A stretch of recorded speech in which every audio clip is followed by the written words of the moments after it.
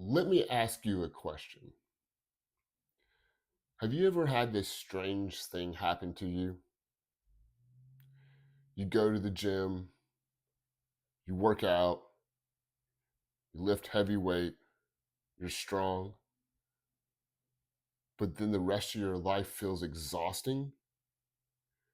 You wake up tired, work drains you, your energy is spent halfway through the day. A lot of men think there's something wrong with them. They think they've gone soft, they think that they've lost discipline. Most men aren't weak, they're exhausted. And the crazy part, your workouts might actually be making it worse. In this video, I'm going to go over why this is such a problem and what you can do to fix it so that your workouts can help give you more energy for the rest of your life. I've been working out for 30 years, and a strange thing happened to me a couple years ago. I would go to the gym like usual, 3, 4 times a week. I was progressing on all of my lifts, getting stronger. And then I noticed that the rest of my life, I was exhausted. I would come home, and 2 hours after I was done working out, I would feel like I had to take a nap. Then, when my son would get home later in the day, he'd want to go play basketball or do something outside. I didn't have the energy. And then, when I did and I tried, I ended up getting hurt. Weird things started happening to me. That's when I realized that, something had to change. I had my neck surgery, and that really was an eye opener for me. I realized that you're not invincible. And as you get older, you can still do the things you love, you can still work out, but you got to do it in a different way. You got to do it in a smart way. The priorities of your life change. What was important to you when you were in your 20s is not the same thing that's important to you when you're in your 30s and older. The big issue that a lot of men have is that they don't realize that their everyday life, their work, their responsibilities, they're making them exhausted.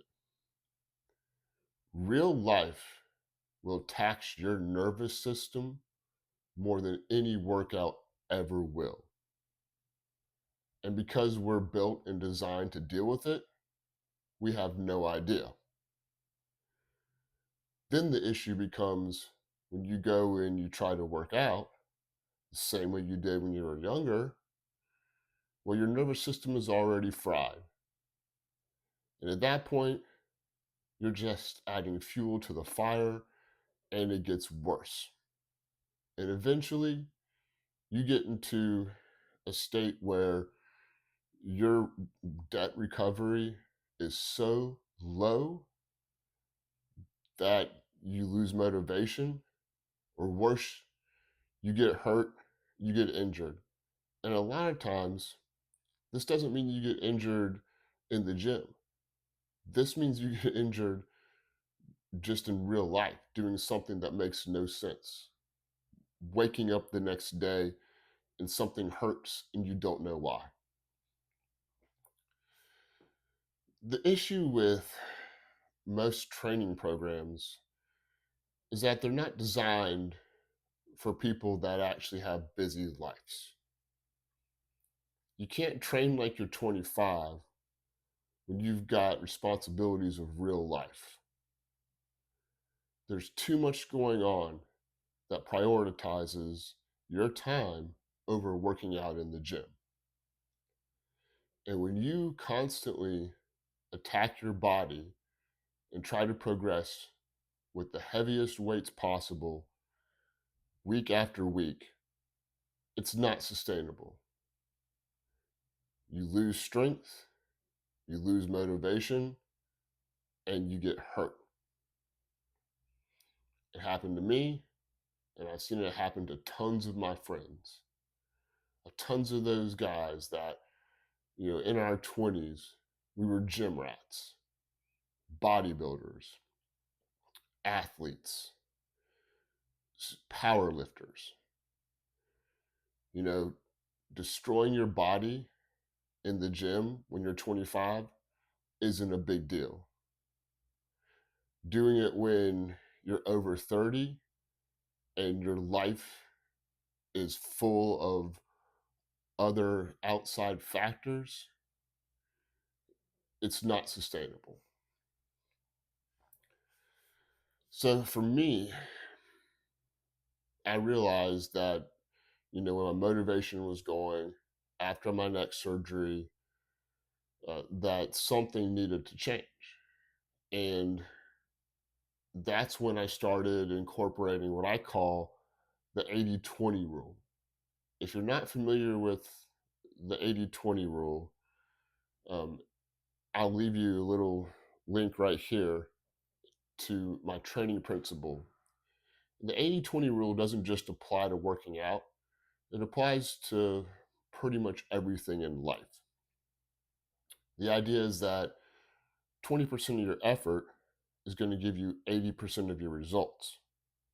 And so you need to complement that by going hard for 20% of your time, 20% of your effort, and then the rest of the 80% should be building the foundation and the base for whatever you're trying to accomplish. When it comes to working out, it's pretty simple. You still do the compound exercises that you love.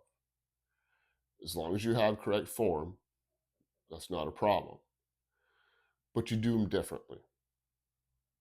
Instead of trying to max out 5 sets to failure on bench press with 5 to 10 reps, you slowly work your way up to just one all out set of failure.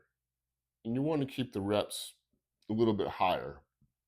Everybody's different, but most people that I've seen, friends, they tend to do and respond better to 8 to 10 reps on the compound movements. Legs get a little higher, 12 to 15, versus doing real low reps. But again, everybody's different. So the way that would work or look, say for a chest workout, for example, is you warm up 5 minutes, get the joints moving, get the blood flowing.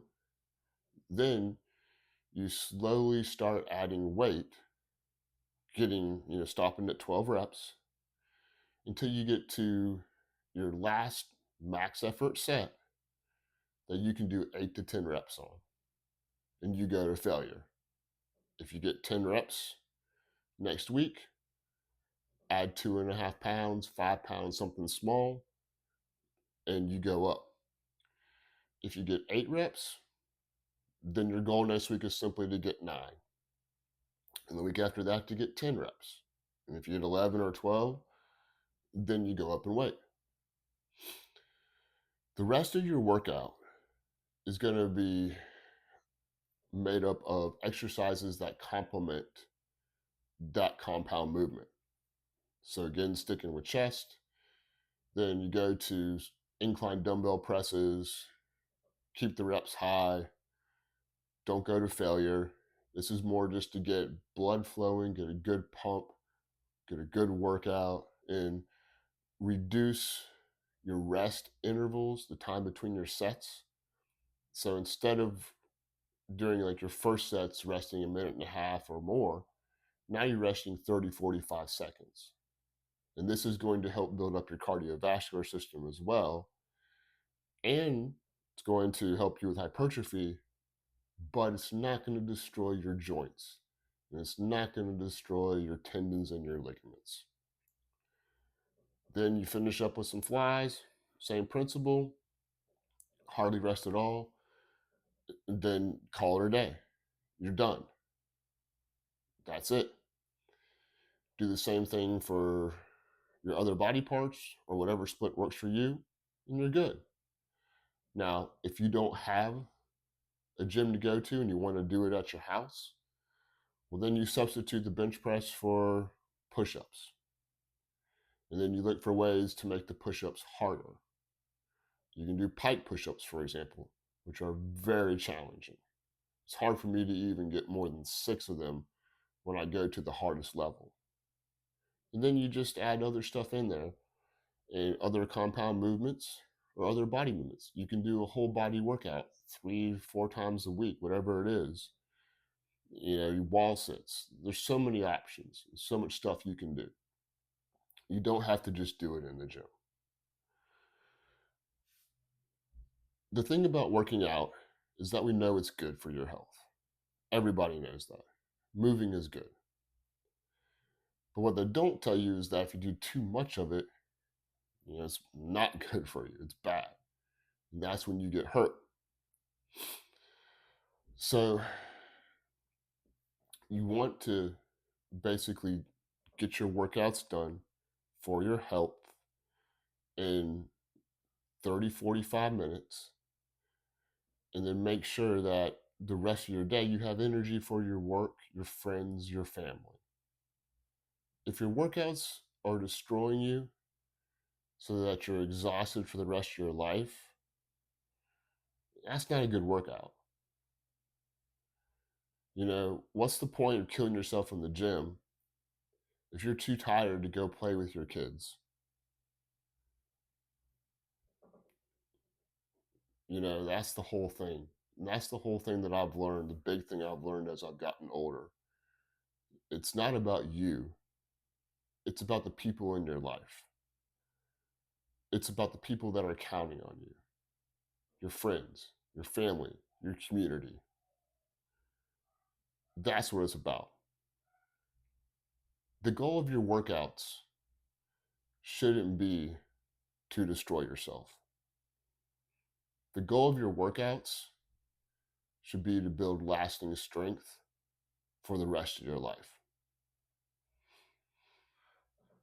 Stick around and subscribe for more content like this and more programs to help you to live better life, a less exhausted life, because that's the goal. The goal is to feel good. You know, it's to be there for your friends and your family. And you can easily do it. You just have to change the way that you think about working out and programming how your life is.